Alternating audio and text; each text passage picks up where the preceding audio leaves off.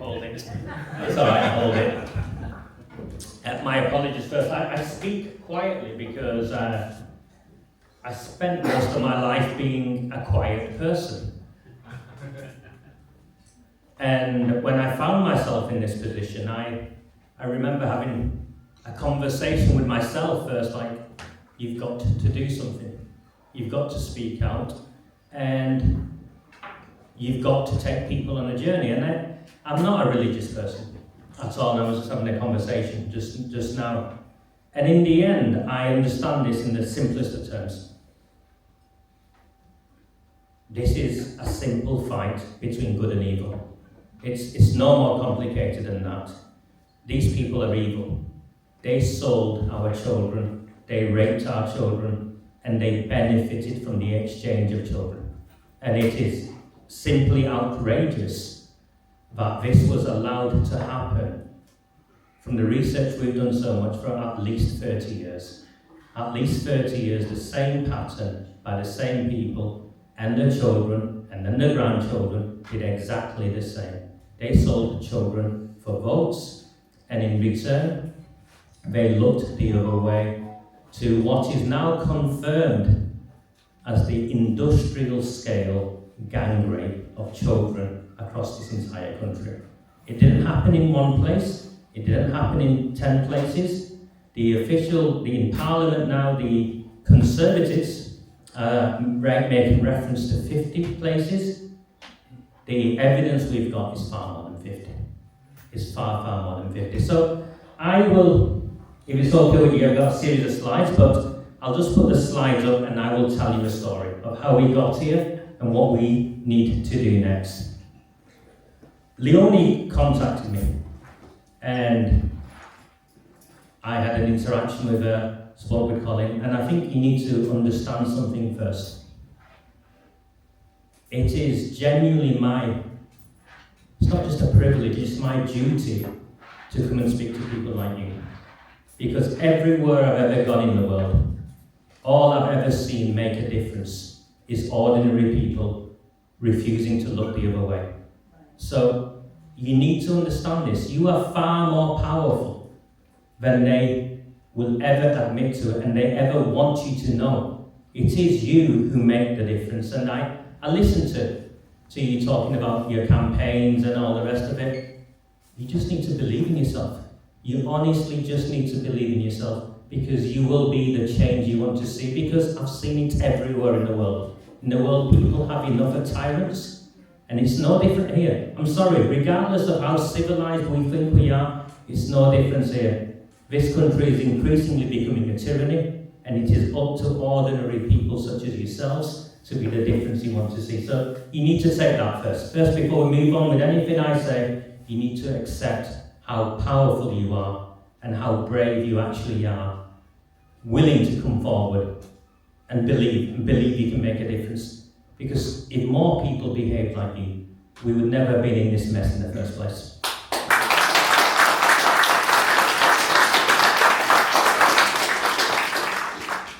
To my shame, I spent 20 years plus working in public service. I grew up in a small town, Oldham, very much alongside working class white communities. People say to you, why do you champion working class white communities? It's because they raised me. My father died when I was very young, and I grew up in a community where old women fed me.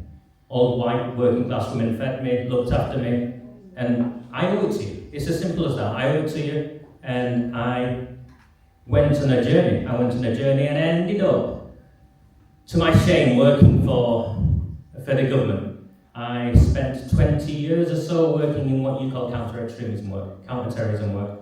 1997 my journey started, 4 years before 9/11. I was screaming and shouting about the rise of what we now know as Al-Qaeda and how they were infiltrating the United Kingdom.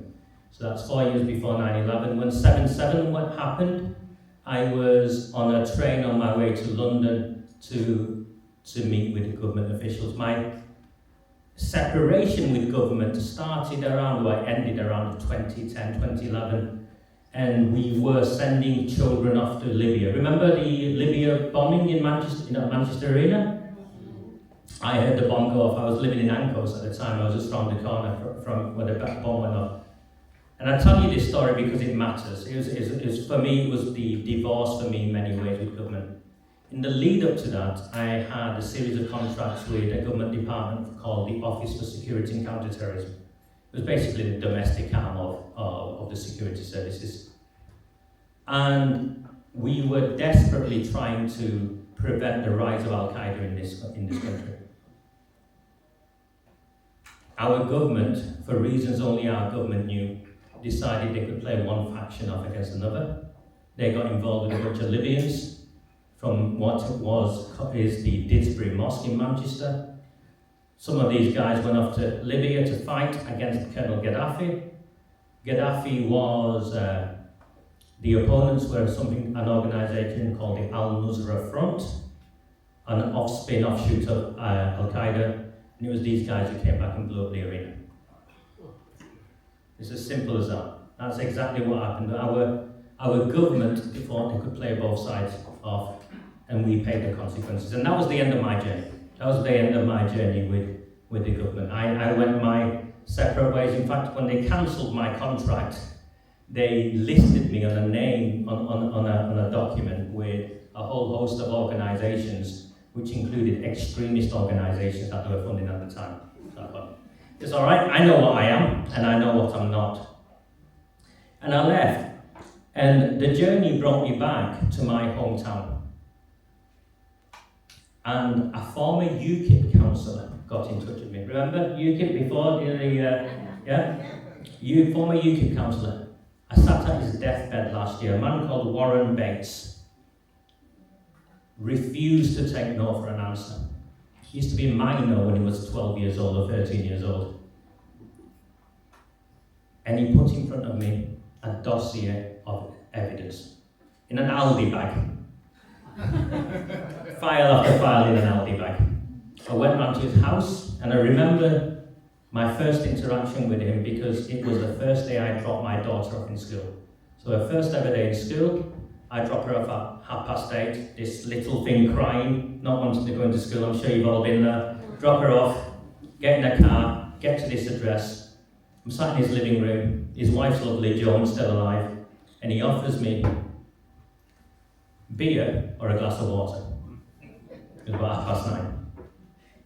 Mad as a officer, mad, but lovable. I miss him dearly. He put in front of me a dossier of files. And those files, I could not look the other way. It was very clear.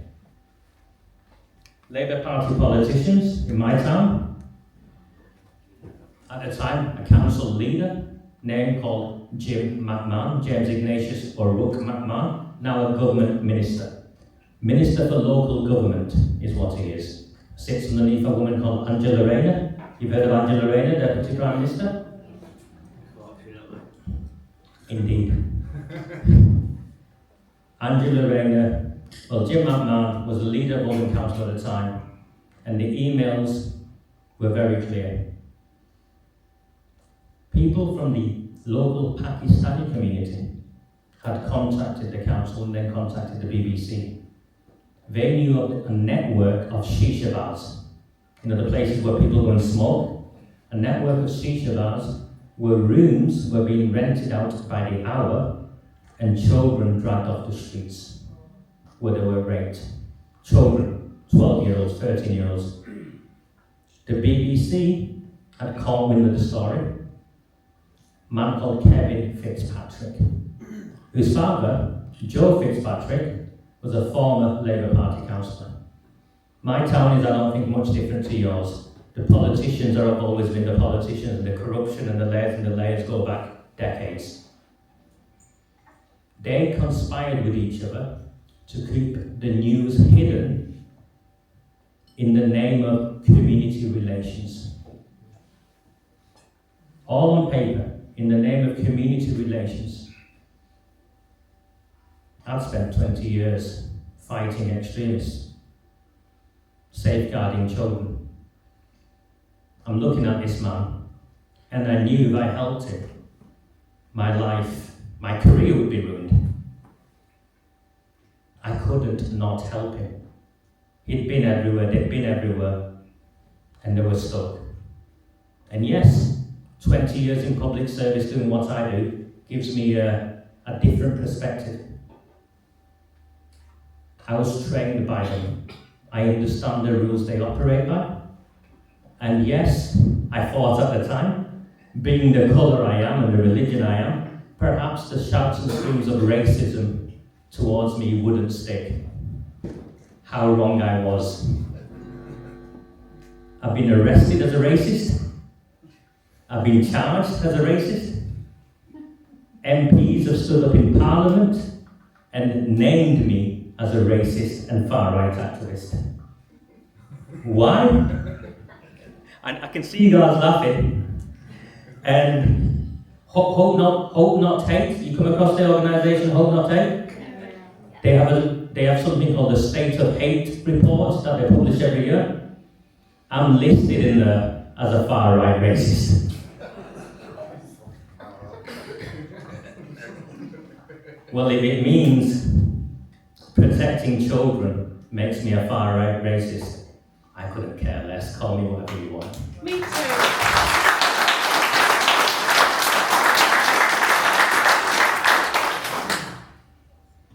I used to write policy. It's what I did. I wrote documents for ministers. I operated in the shadows. Very few people knew who I was, publicly, but privately, you know, I'm one of those guys that was always around and added value. So I went away and started writing and articulating to the people of my hometown that children in my town were not safe and that the politicians had covered up the gang rape of children. I was also told that there was a man called Shabir Ahmed. Shabir Ahmed was known as Daddy. Daddy was the ringleader of the Rochdale grooming gang. It was the first grooming gang that went through the courts. He was a Labour Party fixer. In and out of the MP's offices, all of this had been kept secret. Daddy also worked for the council, where he accessed children. All of this had been kept secret. When this man, Andy Burnham, finally published his report that we forced, and he lied in his report, and they lied, and we'll get to that. But one of the things they had to admit to was that Daddy should have been arrested 9 times. 9 times they let him go. Why did they let him go? Because not only was he a key Labour Party activist, he was supplying postal votes. He was coordinating sackfuls of postal votes for white Labour Party politicians. And you lot lost an election. I think it was in 2015 when you were UKIP. Nigel Farage was in Oldham. And the election was lost off the back of sackfuls of postal votes.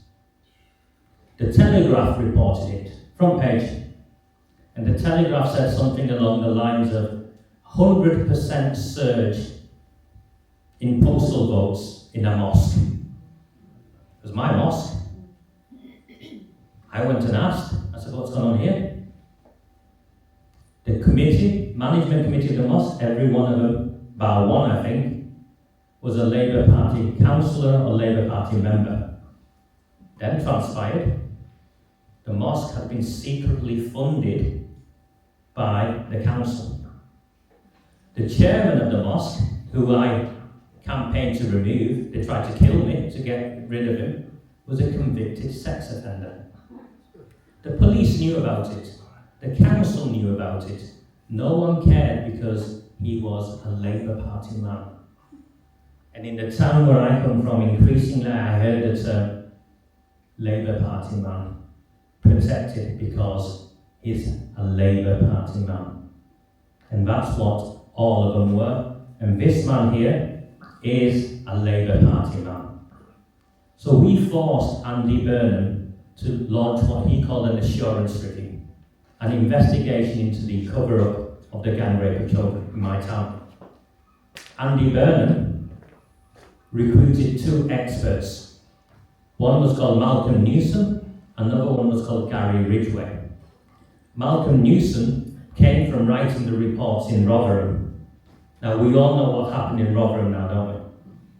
Was it 1,400 children so far confirmed? Right from the offset, I knew these people were out to cover up what took place. The purpose of the assurance review was to cover things up. I'm a political campaigner. They trained me to campaign in places where most of you, well, no one in their right mind would go. I used every tactic they taught me in and deployed it in a small northern mill town. We took out, first of all, the council leader, a man called Sean Fielding. He claimed the cover up the gang rape of children was barefaced lies. White Labour Party man, barefaced lies. Now, why is a white Labour Party man from a working class party claiming the cover up the gang rape of white children were barefaced lies? He knew the truth. We took him out at the ballot box. The next one we took out of the ballot box was a woman called Arud Shah. And we'll talk more about her later. Arud Shah, we replaced a Conservative. Not because I'm a Conservative, but because the Conservative was the best option we could to remove that. Because we needed to remove these people to force an inquiry. Because marching up and down the street isn't going to make any difference. It's what they want you to do. Crying at the TV set whilst another survivor shares with you what happened to her isn't going to make any difference. The only way we can make a difference is by being political. And the only way we can hurt them, and we do hurt them, is at the ballot box. And that's what I've been doing for the last 6 years, 7 years, hurting them at the ballot box. In the end, we took out 3 successive council leaders in a Labour Party town and reduced their majority. They had 47 of the 60 seats to 27 of the 60 seats. And during that time, he produced a report. It took him 3 years to publish his report. The first thing they said was, there is no political cover-up. Guess how many survivors they interviewed in their 3-year inquiry? 0? Not a single one. Not interested. When they contacted me, they said to me, will you testify? Of course I'll testify.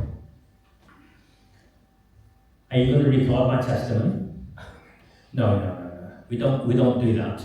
We just take hand-recorded notes. We decide what's important and we write it down on a piece of paper. Like hell, I'm going to testify according to you deciding what's important, what's not important. Other people did testify. A man called Hughie MacDonald testified, former Labour Party councillor, who was the chief magistrate in the town.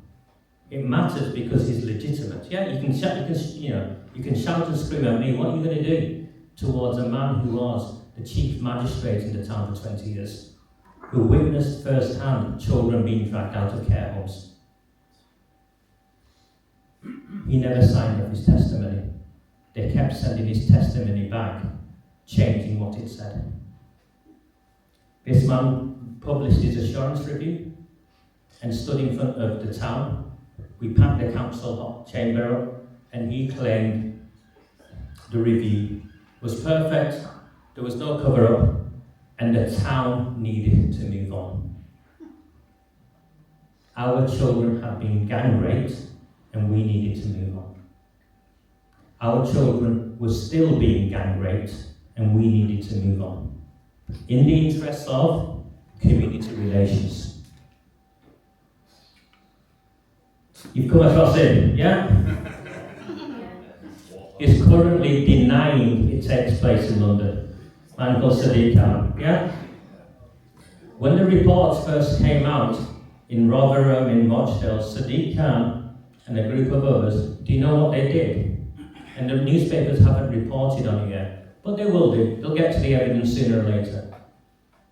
Their focus, their deflection, was to say, oh, it happens to our girls as well. Mate, we don't care which children it happens to, it's wrong, full stop. There's no one I've ever come across who says, we don't care which child it happens to. What we need to understand with the grooming gangs, and this is one of the lessons I try and communicate with people, is that when it comes to the Pakistani rape gangs, and I call them Pakistani rape gangs, they are distinct from other forms of child abuse. They are distinct from other forms of child abuse because politicians covered it up in exchange for votes.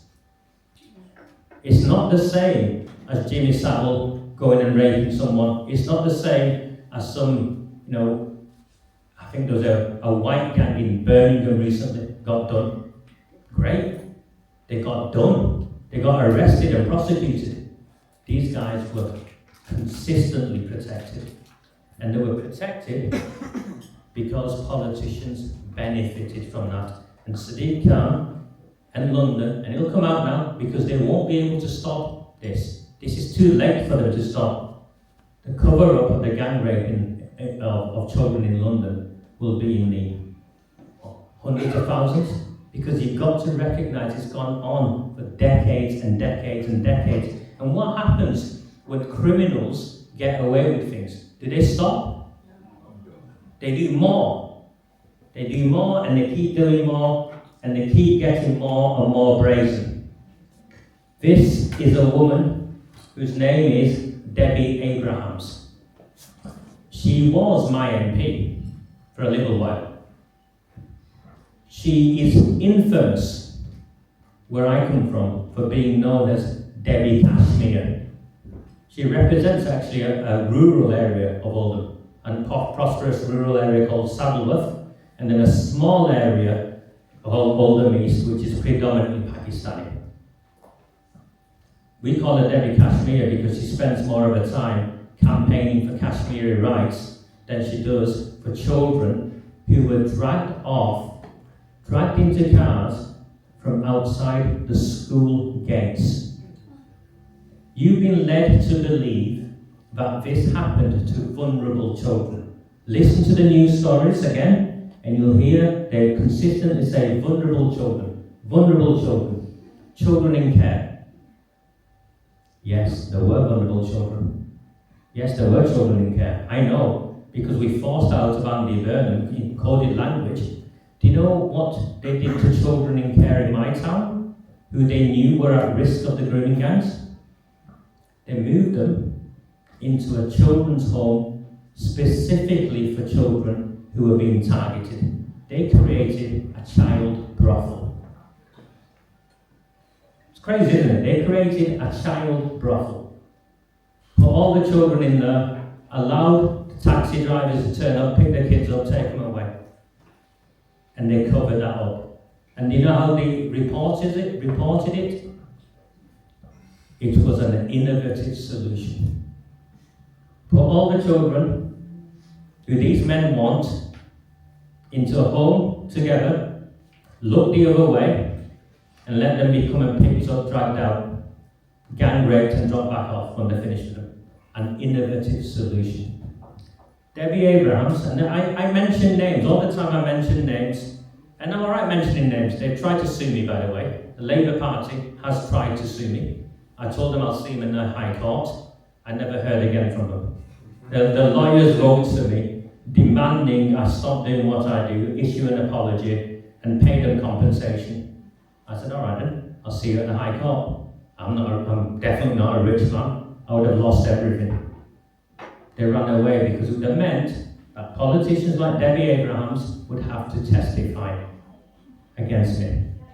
Debbie Abrahams, when she got desperate, she fabricated evidence, took it to the police, and had me interviewed under caution. Fabricated evidence. Chair of the Select Committee in government on pensions and welfare. Fabricated evidence to have me arrested, to try and silence me because I refused to shut up to how children were dragged from the gates of schools into cars where they were taken away and gang raped. Teachers contacted me. pastoral staff contacted me. They were told, they all knew where these rape houses were, because that's what they were rape houses. They knew where these rape houses were, and they would go and pick up these children for these rape houses. Every time they said anything, it all got hushed up. Community relations. Remember that phrase. Powerful MP now. Shabana Mahmood, Justice Secretary. Yeah? Justice Secretary. Birmingham Way. Last time I saw Shabana Mahmood, I was with her in Bangladesh, I think. I was visiting the refugee camps where the Rohingya children were, when the civil war happened there, and the children were being abducted. Basically, human traffickers had moved in and the children were being abducted. She was clearly on a journey, which is fine. But I remember talking to her, an intelligent woman. She's not an intelligent woman. She won't admit to the racial dynamic of what's taking place here. Because what also sets these crimes separate is the racial motives of those who commit them. It's finally been acknowledged by, is it Baroness Casey, 2 weeks ago? I don't know if you follow the news, a woman called Baroness Casey, they brought in. She's a fixer. But even she couldn't fix this. She wouldn't fix this. So Baroness Casey went back and told them, we need a public inquiry. We need a national inquiry. Overwhelming disproportionate Pakistani men. Do you know why it's disproportionate Pakistani men? It's because rape culture is a feature of her history. They won't teach you this, and they'll try and arrest you as a racist if you say this, but it's the truth. Rape culture is a feature of their history. When partition happened in 1947, to cleanse the area that became Pakistan, they ethnically cleansed the area by raping the Hindus and the Sikhs. It's historical fact.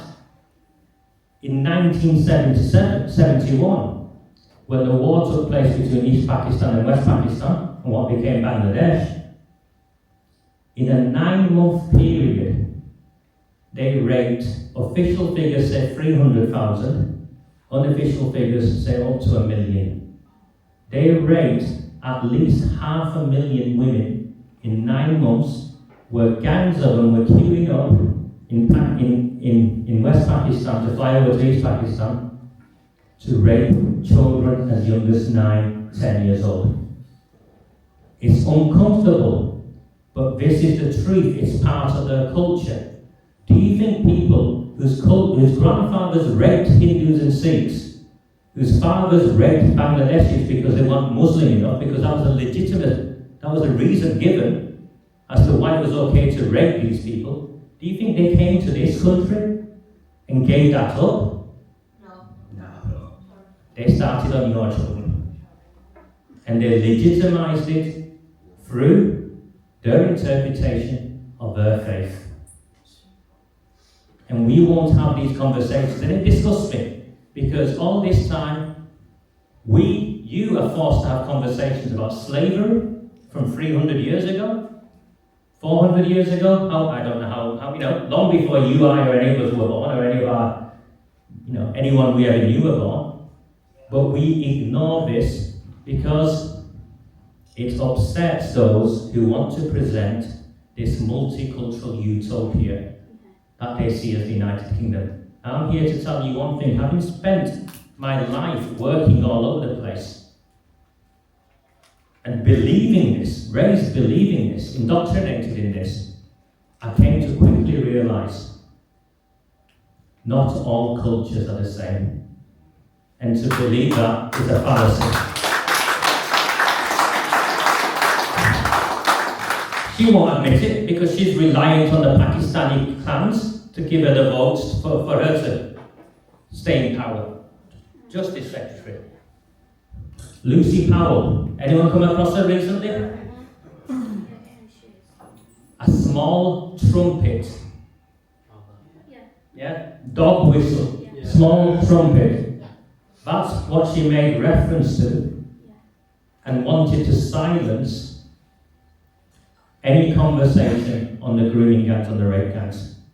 She claimed we were racist, and anyone bringing it up was racist. So after Keir Starmer, January, when all this blew up, and Elon Musk got involved, let's be clear, it wasn't me, you, or any of us who forced this, and that's a national shame. It took an American with a global audience on X to share his outrage that caused this to be what it was. It wasn't Ian over there.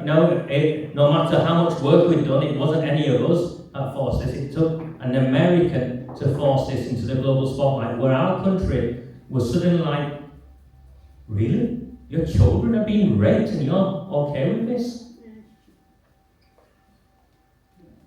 Lucy Powell got it from Keir Starmer.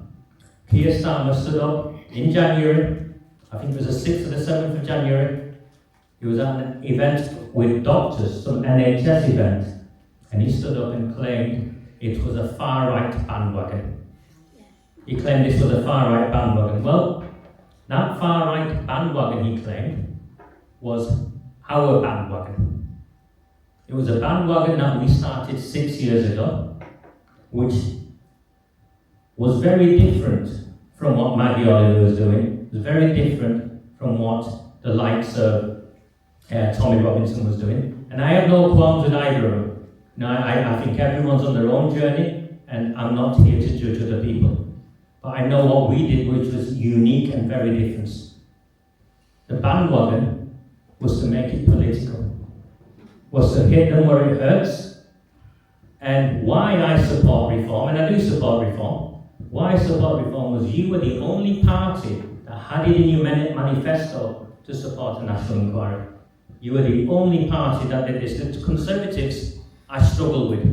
In my own town, there were some brave Conservatives that worked with me to force what became the national inquiry, because we had to get a letter, a vote passed in the council that was sent off to the Home Secretary for a national inquiry. That took us 6 years. Because to win the number of seats we needed, we had to keep beating Labour politicians and Labour politicians in election after election after election. It was exhausting. And not only was it exhausting, I kept getting arrested. The first time they arrested me, 8 police officers dawn raided my house. I share my house with, at the time, was my 6-year-old daughter and her Lego collection and her teddy bears. That's it. Dawn raided my house. Arrested me as a racist, kept me under house arrest for 6 months whilst they decided whether or not to charge me. The gangsters associated with the police, the Pakistani gangsters associated with the police in my town, one and the same, and the Labour Party, and the local media, the local newspaper, ran a headline claiming I'd been arrested as a child sex offender. The Pakistani gangsters put a picture of my front door up, published it online, and shared it on the Facebook pages. By this point, I'm suicidal. I'm suicidal. I'm picking up my daughter from a school.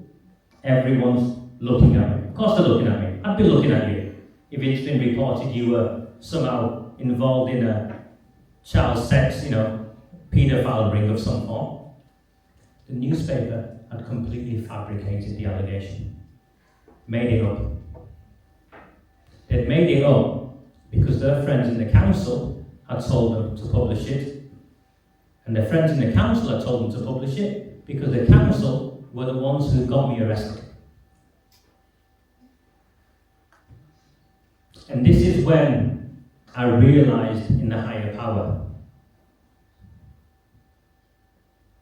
My solicitors ditched me because clearly they had pressure put on them. So the solicitors ditched me.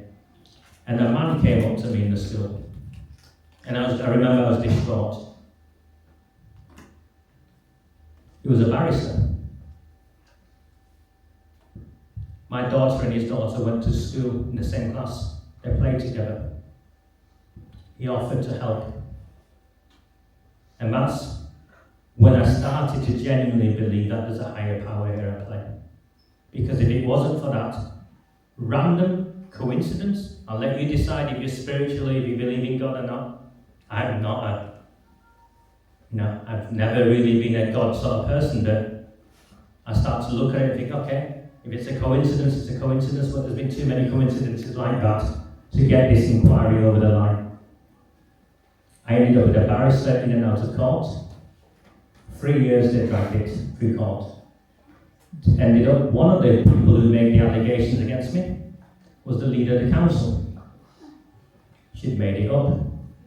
By the time he got to court, he got thrown out because she refused to testify against me. The other person was a white woman called Gail Hadfield Granger. Gail Granger, her husband, was killed by the police. Do you remember a man called Anthony Granger in Salford? So one of the Salford underworld sort of guys. What did that teach me? The link between organised crime and the rape gangs. Of course, she'd fabricated it as well. What she'd done was she got very angry at me when she tried to intimidate me when I gave evidence against a man called Irish Immy. Irish Immy was a gangster who is the muscle for the Labour Party in Oldham. They don't even hide it. Irish Immy is the muscle for the Labour Party in Oldham.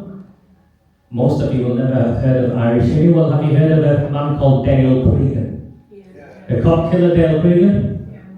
He killed 2 police officers. One of them was from my town. Dale Cregan's getaway driver is Irish Immy.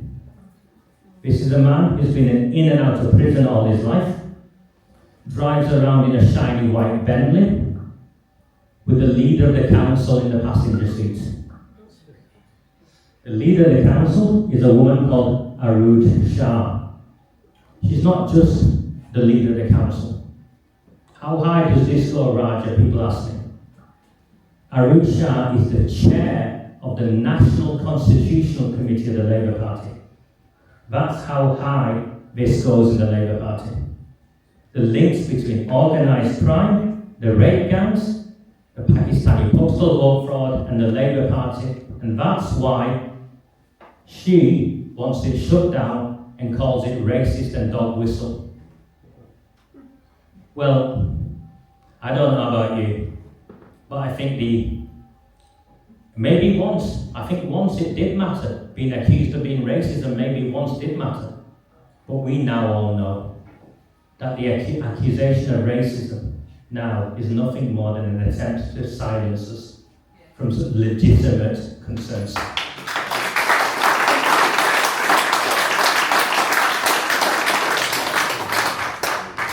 Keir Starmer always talks about his time as the DPP, in charge of the Department of Public Prosecutions, and what a great record he had at the time of bringing all these cases forward. Let's accept that as true. If we accept that as true, he would have had sight of what happened in Rochdale, what happened in Rotherham, what happened in Telford. Yeah, he would have had a sight of all that. So he would know all about it. So why did he oppose a public inquiry? If he knew all about it, if his defense is, I did all of this whilst I was Director of Public Prosecutions, now when you're in a position of power, why do you not want a public inquiry? Why do you not want a national inquiry? Do you know why? You'll finish the Labour Party. Labour Party politicians will go to prison. I am very clear on my position on this. People say, what's the point of a national inquiry? It's never worked before. There's never been a national inquiry that's affected every one of us. I'm sorry, the post office scandal, as outrageous as it was, affected a small group of people. The cover-up of the industrial scale gang rape of children over decades, hundreds of thousands of children. God knows how many men involved. That affects absolutely every one of us, and not one of us will let them get away with it. And He knows what's coming. He knows what's coming, which is why He tried to stop it. Jess Phillips. I should find Jess Phillips. Honestly, I should find Jess Phillips.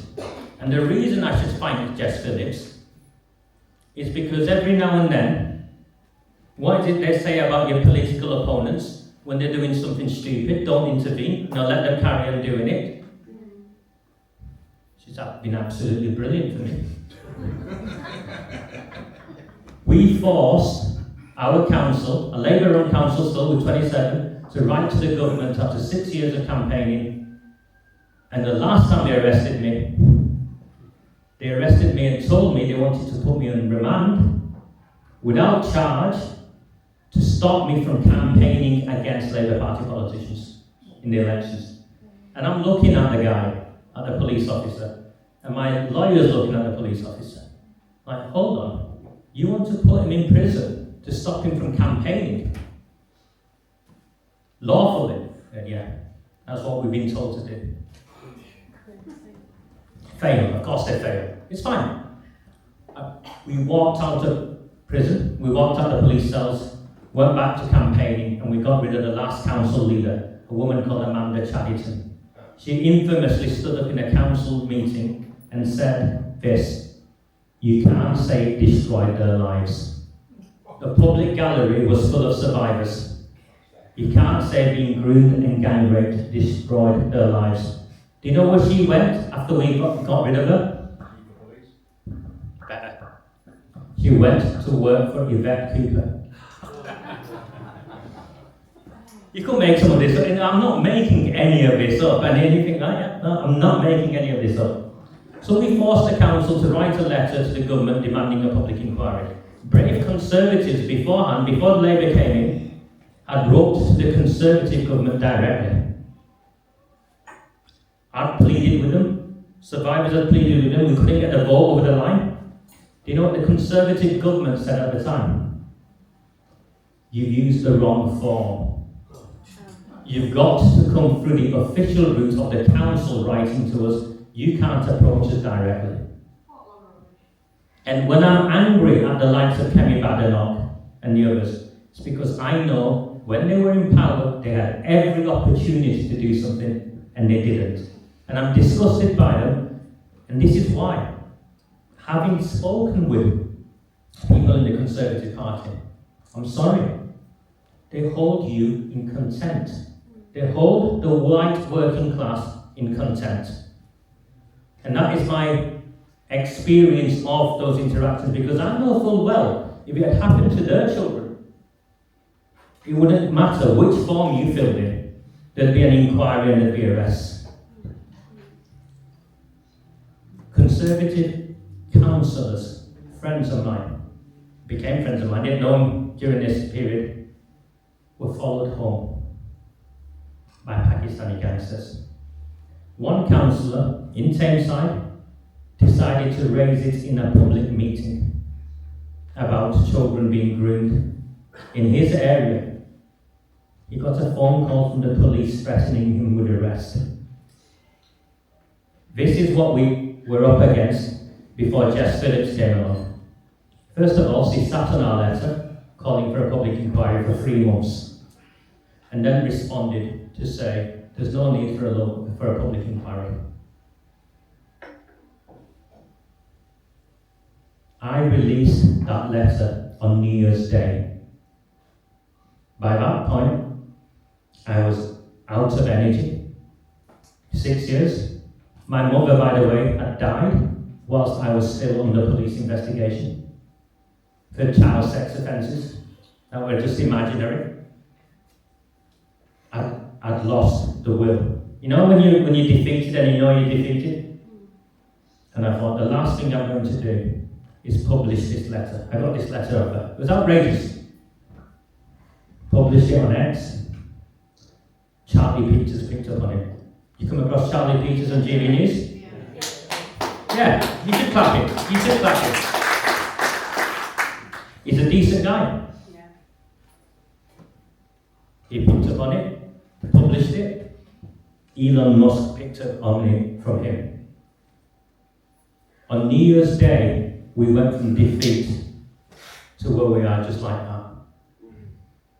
As simple as that. And I had given up. I remember publishing it and I thinking, that's it. There's nothing else I can do. I've tried my best.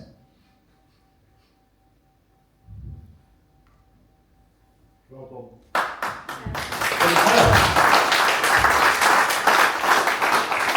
People were outraged that she waited 3 months to respond. And then we also released another letter she sent, where she was too busy to come and meet with survivors. Yeah, she published a letter saying she was too busy to come and meet with people. This is so we're clear on who Jess Phillips is, what Jess Phillips' official role is. She's the Minister for Safeguarding Girls. I like the same letter. Yeah? The Minister for Safeguarding Girls was too busy to meet with people who would expose the industrial scale gang rape of the nation's children. Along comes Yvette Hooper. Stands up and first of all confirms these local inquiries. We don't need a national inquiry, we'll have 5 local inquiries. She didn't realise it. By the time she was saying that, we knew we'd already won that battle anyway. They weren't going to stop the national inquiry. Because which council in their right mind involved in the cover-up of the grooming and gang rape of children volunteers itself for investigation? Not one came forward. They introduced a guy, the judge, I forget his name, and he was the Telford judge.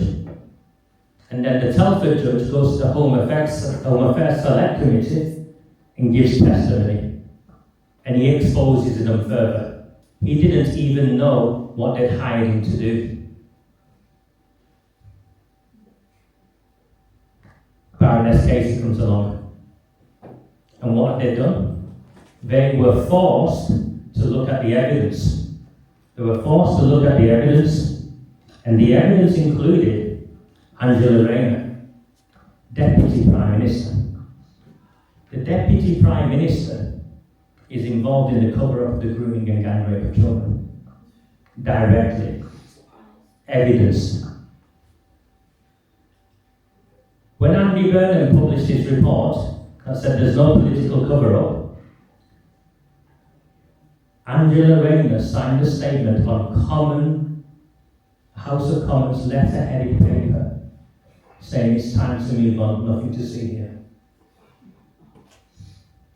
If this was criminal enterprise, then she would get done. This is criminal enterprise, and she will face the national inquiry. And I'll tell you why she'll face the national inquiry. Priti Patel, who was a Home Secretary under the Conservative, gave an interview on GB News 2 weeks ago. She offered to give state evidence. She confirmed that the deep state had prevented her from doing her work. Now you can decide what the deep state is, but she confirmed. She didn't use the word deep state, but it was clear what she meant. And you would have also seen Michael Gove perhaps give evidence and talk about how in 2011 him and Dominic Cummings had both done so well to fight Rotherham Council. I'm sorry, lads. You had the duty to tell the nation that these councils were trying to cover up the gang rape of children. 2011, where are we? 2025? Nah. They're all covering their own backs. She can't cover her own back. We've got the statement she released.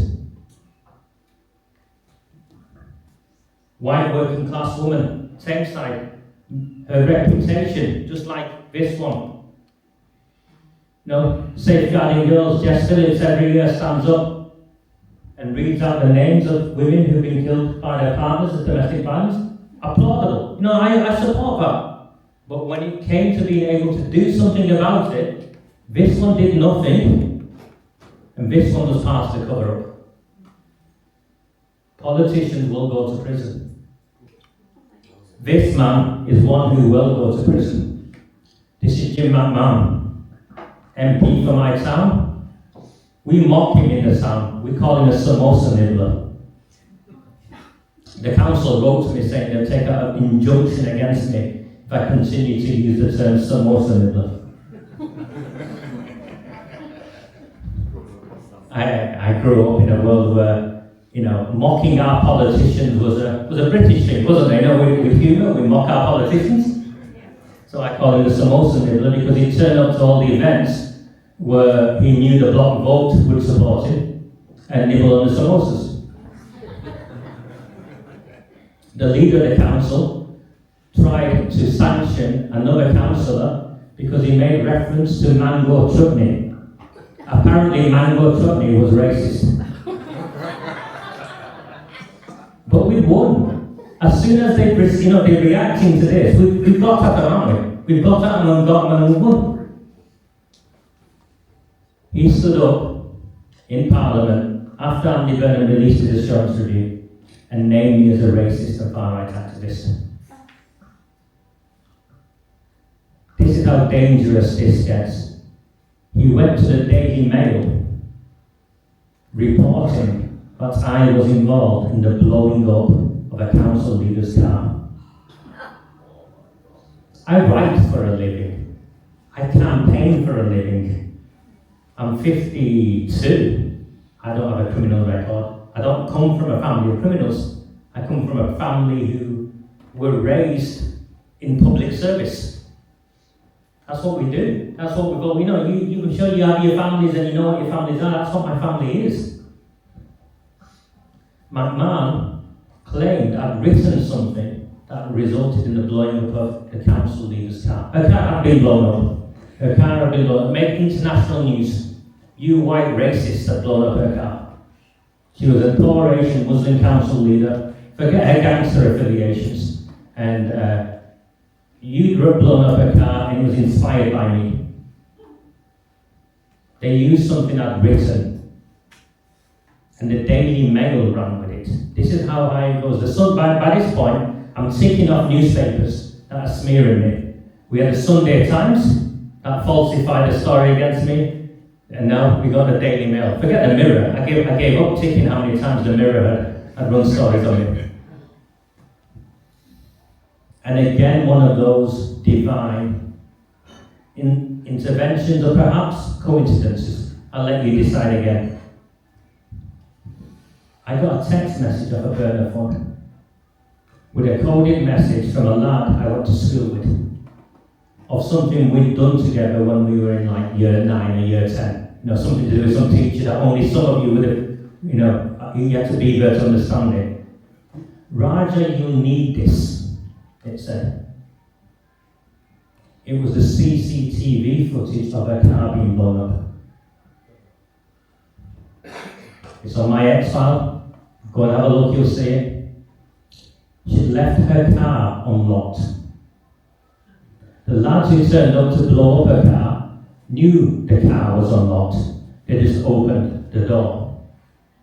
They looked through the petrol in. One scratches his head and realised he didn't smash the window. So the already opened door had its window smashed. They nearly blew themselves up with the car blowing up and they ran away. I released the video. To this day, no one has been arrested for the blowing up of the leader of Oldham Council's car. What I do know, and what everyone else knows, including the police, who won't look me in the eye, it wasn't me. I've got my eyebrows still.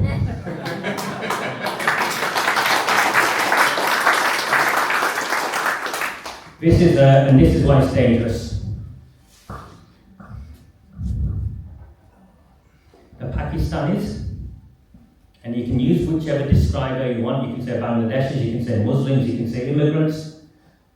Whatever term you want to use, you feel free to use it. But there are people who have infiltrated our democracy, hijacked the Labour Party, blackmailed the Labour Party perhaps, and are now not just running small towns, but they are increasingly running more and more towns across the country. In the general election last year, there was something called Operation Muslim Vote. Operation Muslim Vote published, I think, just under 100 constituencies. That's 1/6, give or take, of the constituencies in this country. They published a list of 100 that they felt that the Muslim vote would sway the electoral outcome. So they either control the outright, or by block voting, they could determine the outcome. They campaigned on a sectarian and Islamist platform, outright. The eradication of Israel, they've got this thing with Israel. Most of them have never been anywhere near Israel, and whatever injustice you think is going on in Israel, there are plenty of injustices elsewhere. It's driven by anti-Semitism. Whether you like it or not, the focus on that is driven by anti-Semitism. They will take 100 seats in the next 10 years, 15 years at a push. You've seen it already. Jeremy Corbyn now sits with 4 of them. Zara Sultana, who's a proper socialist, by the way, is now set this up. But Zara's hasn't quite worked out. Is after they've linked people like me, the likes of Zara will be soon after, because she doesn't conform to the hijab, niqab wearing, definition of what a woman should be in Islam. These people are taking over. The criminals, the criminally aligned. This woman's brother, by the way, is a convicted money launderer. On the day she won her first election, she was pictured celebrating with a red Labour Party rosette with another man from my town. Not Irish, you mean another man from my town. His name is Zia Hussein. Most of you will never heard of Zia Hussein. Zia Hussein was arrested, charged, and convicted for kidnap and torture. When the police turned up, they found blood splattered all over the walls. He'd kidnapped a boy, a young man, sorry, a boy's the wrong word, but 17, 18 for me, a boy. He'd kidnapped a young man, 2 young men, sexually made them perform sex acts on each other, used baseball bats. The police turned up and found blood splattered everywhere, and the chair of the National Constitutional Committee of the Labour Party is wearing a red Labour rosette with him in his white suit. This is what we are up against, because not a single mainstream media, legacy media, mainstream media will publish any of this. Because they are partners in the cover-up, because they need to maintain this myth that this multicultural utopia is real. And so what if 100,000 little white girls are gang raped? It's okay, isn't it? Community relations. Thank you.